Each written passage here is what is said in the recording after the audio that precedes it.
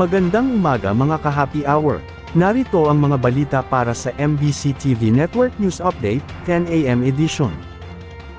January inflation outturn, tinatayang nasa 2.5 hanggang 3.3%.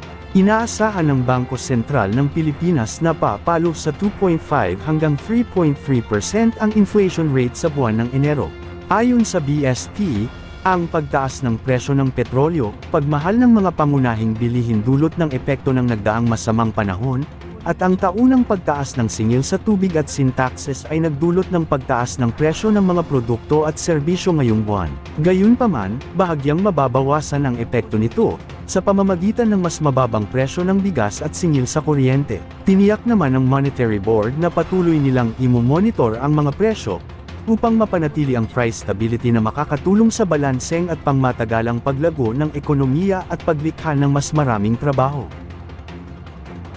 Sa iba pang balita, taas presyo sa LPG, sumalubong sa unang araw ng Pebrero, dagdag bawas sa presyo ng langis, asahan sa susunod na linggo. Sumalubong sa unang araw ng Pebrero ang taas presyo sa liquefied petroleum gas. Ayon sa Department of Energy, na mayroong 70 centavos sa kada kilo ng LPG, nangangahulugan ito na dagdag 7 pesos and 70 centavos sa kada 11 kilo ng household LPG cylinder.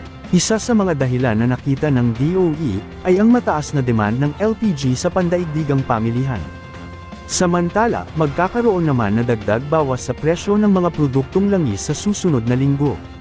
Base sa pagtaya ng DOE, na maglalaro mula 40 hanggang 70 centavos sa kada litro ang pagtaas sa gasolina, habang ang diesel ay may bawas na mula 1 peso and 30 centavos hanggang 1 peso and 60 centavos sa kada litro, ganun din sa kerosene na mayroong bawas na 85 centavos hanggang 1 peso sa kada litro.